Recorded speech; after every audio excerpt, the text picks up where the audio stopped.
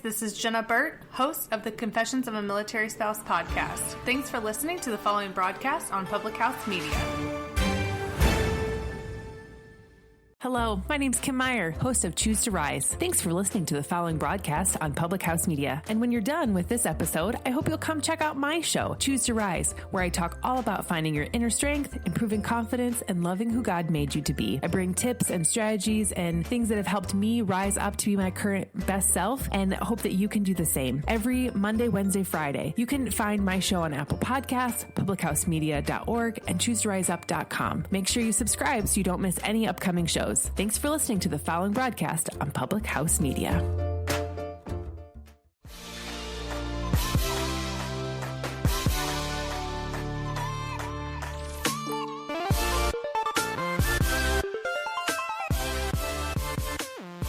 Welcome to Your Life Matters podcast. I'm your host, Dr. Mariah White, and I am a passionate nurse practitioner and fired up health and happiness coach, here to deliver a simple message to you. This podcast is meant to provide you a hope and a dream that fuels your soul to dream big and to dream bold, and to empower and inspire you to live out your wildest dreams and to grab a hold on the unwavering truth that you were made for more. What's up, soul sisters, listeners, devoted listeners, new listeners, my friends? First and foremost, I have to say, if you hear a tiny human snoring currently somewhat in the background, I apologize, but it is what it is. Bianca is crashed out on me, and I just was sitting here in her room listening to some music, and the presence of just, the Holy Spirit and praying and just feeling like I had a message to share just came over me. So real, raw, and unapologetically me. Just going to share with you my heart, and you're just going to have to listen to the very cute baby snores in the background, and hopefully they aren't too bad. But no, seriously, I love you guys. Thank you so much for all of your love, your support. I love getting direct messages. I love getting tagged when you are listening to the podcast. I love that you share it. Truly, truly, this platform is just here to encourage you and inspire you, and I just encourage you to share it with other people so that more and more people can be touched. That's my goal, that's my purpose, that's my mission. And guys, I need you to do me a favor. In order for this podcast to stay around, for people to continue to listen to it, to people to be able to continue to find it and have episodes every Tuesday, you have to let me know what you need. You have to leave a rating and a review and just let me know what you think. I am here. I am 100% just devoted to give back to you guys and help you with tangible things that I've just been able to overcome and process, and just give you encouragement to let you know that your life matters. And it comes from somebody who 3.5 years ago was ready to take their life. I was about to make a permanent decision to a temporary problem, and ever since then, I just decided that I was made for more and that my life matters, and I'm here to encourage you to know the exact same thing. So today's episode is a little hard, but it needs to be talked about, and we've talked about embracing change, we've talked about overcoming fear, we've talked about getting into the arena. But one of the things that we don't talk about or haven't talked about is that you never truly conquer, suppress, heal, or maybe get rid of is the better term, of depression or anxiety. You can manage it. You can cope with it. You can be able to deal with it. But I don't believe that it ever truly disappears. It's not ever going to fully go away. And I remember probably when I was about 4 months pregnant, me and Alex, Bianca's father, were having a conversation. And I had kind of said, like, hey, I struggled with suicide and depression, which he knew, and he knows my story. And I said, I'm really worried that I'm going to deal with postpartum depression and postpartum anxiety. But I knew that there was a possibility that it I wouldn't, because I had overcome in such a massive way and learned to deal and learned to cope with the anxiety and depression that I had previously, that, you know, there are days where you feel down or you're in a funk, but you never fully stay stuck. And I never fully got back into a depression or anxiety ridden situation or season in all of the 3.5 years. And then all of a sudden I had her and things completely changed. I never understood what it meant to become a mom. You know, everybody talks about the beauty and how amazing it is and that you are going to love it and it's going to be the greatest experience ever. And it's this wonderful, wonderful journey. All of that is true. But what people don't talk about, what people fail to express, is that it's hard as all get out. And not in the terms of managing a newborn, not in the terms of, you know, being sleep deprived. Those things are hard, but you can deal with those things. It's hard for me anyway, with adjusting to a completely new life. Completely overnight, you go from being a completely independent, capable, able human to go to the store, to the bathroom, your eyelashes, your nails, your hair, the bathroom, a shower, basic things that you were able to get up and move and go do have to be a 50-step process. They have to be strategically planned out. They have to be coordinated. They have to be thought out, because you have a tiny human that you are now responsible for, and you have become a mom who has to be on 24/7. That is a big deal, and I wish that people would talk about it, because for me, I don't know about you guys, but one thing I've always dreamed of, always wanted to be, was a mother. I wanted a family. I wanted to be a mom. And it was the greatest thing since sliced bread. And I still believe that. I am so grateful to be her mom. It is such a blessing. I'm so grateful. It has been the most incredible, liberating experience of my entire life.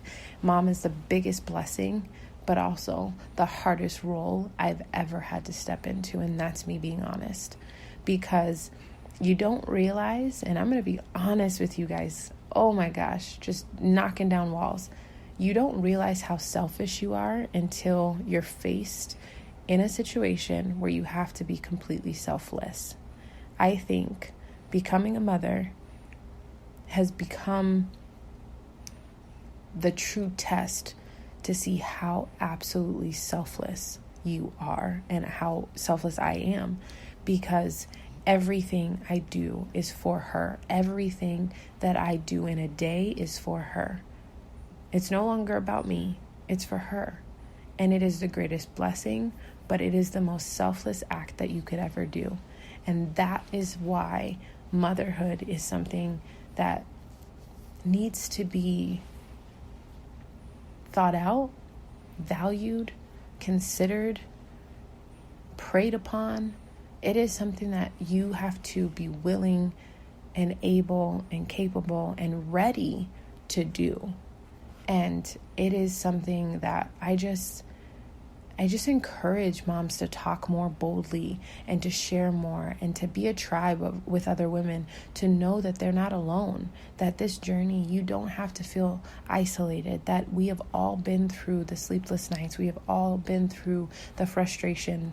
And it was so funny, not funny, but kind of funny. Me and my best friend Morgan and my success partner in the business that I run, we were FaceTiming, and I was so grateful for her because she sent me these 4th trimester new mama affirmation cards. And I mean, I looked through them and immediately started crying like a baby. Breastfeeding hormones are real, but no, seriously. I was just like, oh my God, I needed this so much. And I'm just so grateful to be able to put him around the house so that I can see him. Like, you are capable. You are exactly the mother that your baby needs. And you are getting to know your baby. Different things like that where I'm just reading it and I'm like, man. And then I FaceTimed her to say thank you. And I was so grateful. And we were just talking and she's like, you know what? It's just a season. It'll get better. She'll start sleeping through the night. Saying things like that. And then it was kind of said like, okay, like now we kind of understand why they talk about shaken baby syndrome or why there is child abuse in certain situations. Not condoning it. That is not what I'm saying. But you get to a point where you are so overwhelmed and so frustrated where you unintentionally are like, what the heck? I've never laid a hand on this girl's head ever. Like, she's a precious baby. But I also understand that there are times where I put her down and I walk away. And if she's crying, I'm crying, and we just cry it out. And that's why, for me as a single mom, it is hard. It's hard knowing that you have to do it by yourself and there is no relief. And I think that was a huge part of my depression and anxiety with postpartum as well, because it was the fear of, am I, me, myself, and I going to be good enough for her? Am I going to be able to be enough? And then when I realized that that's not something that I need to think about, that's not something I need to contemplate, that it's just being present and that I can do what I can do when I can do it, that I relieved that. A couple of other things that were giving me anxiety is when I was driving. I was driving and I couldn't see her, so I had to go get a car mirror so that I can see her face and make sure everything was fine. Because the pediatrician in me, I'm like, oh my gosh, she's choking, she's aspirating on her spit up, she's all these crazy things that have no real reason to be in my head. And then one of the things that I talked to one of my dear friends, Julianne, and you guys probably heard me talking about how she came out and spent time with me. One of the biggest things that gave me anxiety was driving, because literally while I would drive, I would picture a car accident, whether I was by myself or I was with her, and it would be, oh my God, I'm going to leave Alex with Bianca and she's not going to have a mom and he's going to have to do all, but these thoughts, or oh my God, we're in a car accident, I'm going to have to do this, I'm going to do that. And it would be where I wouldn't want to leave the house, and people would be like, Mariah, come out. And no, you can come to my house, or I'll see you another time. And I realized that through this process of hormones and your body changing and adjusting and becoming selfless and all of these things, that you're more likely to shut down. You're more likely to close yourself off, which slipped me into postpartum depression, where around 5 o'clock every day, I get weary about what day or night we're going to have with her, and how is she going to sleep, and how am I going to be, and am I going to feel frustrated? Am I going to embrace this situation? Am I going to love the snuggles, or am I going to be so frustrated that I just put her down and I cry? And all of these things were just building and building and building. And what was happening was I wasn't talking about it. I wasn't talking about the fact that 50% of women deal with postpartum depression. 20% of those 50 then go on to deal with postpartum psychosis. That is a big deal. And that is something that we don't talk about, that women don't share, because they're wanting to be superwoman. Well, moms, let me tell you something. We don't get a scorecard for how well we do. We don't get an A or a B or a C+ or an F for something that we do. It doesn't matter. We just have to love our babies, take care of our babies, provide for our babies, and empower our babies to be the best little girl or son that they could be. That's really all it is. And I empower you as a mom. If you are struggling right now with depression or anxiety, or not talking about something, or feeling like you're comparing yourself, or looking on Instagram at these mommy things and feeling like you're not doing enough, or you're not being enough, or you're not providing for them enough, I need you to stop, and I need you to hear my heart. And I'm so sorry I'm getting emotional, but I need you to hear my heart, and I need you to know that you are doing an amazing freaking job. You are an amazing mother. Whether you hate the homework or you love the homework, whether you hate dragging your kids to all these sporting events, or you are like my best friend Sarah and you are team mom, scorekeeper, uniform guru, whatever. You are doing an amazing job. Please hear me. Know that you are not alone. If you are struggling, I empower you to reach out to your pediatrician, reach out to your OBGYN or your PCP and talk with them. Postpartum depression is a real thing. Postpartum anxiety is a real thing. And then I ask you and I empower you to reach out to me. I am happy to talk with you, encourage you, empower you, motivate you, and surround you with a tribe of mamas who are there to help you through this and to let you know that you're not alone. And then if you're listening to this and you're like, Mariah, this didn't really relate to me because I'm not a mom. I hope that in the midst of listening to all of this, you were able to know that when you do hit that journey, if this is something that you want to embark on, if you want to be a mom or you are thinking about it or you can't wait for it or any of those things, I want you to know that it's the biggest blessing in the world. I wouldn't take any minute away. But I also want you to know that we're here if you do struggle. I want you to know that you're going to have your good days. You're going to have your bad days, but you just have to give yourself grace. And I need you to know that it's okay to talk about the real things. And it's okay to talk about the fact that, when you are letting your baby scream that your boobs start leaking. It's okay to start talking about how the fact that, if you choose to bottle feed, there are 18 different types, probably even more different types of bottles that you could choose from that are so overwhelming. It is okay to talk about how you would just like to be able to take a shower and not have to worry. It's even okay to talk about how you are tired of wiping somebody else's butt when you can barely find time to wipe your own. Like, all of these things are real and true. And it is a blessing. But it is something that isn't talked about. So today, I just encourage the mamas that are listening to this to feel loved. I encourage the mamas who are struggling to not struggle in silence. And whether you are a mom struggling with postpartum depression or you are not and you're struggling with depression or anxiety in general, it is about finding support, embracing that you are not your depression, you are not your anxiety, you are not stuck in that season, but to find coping strategies. One of the things that are so pivotal for me is finding a tribe of people that I can talk to when I am up at 1:00 in the morning and I'm texting one of my best friends, Jessica, just to be like, hey, I'm going crazy. And she's just like, hey, have you thought about this? Have you done this? Have you done this? And just helping me. That has been pivotal for me. Or making sure I get my workout in so that I'm in a good mindset.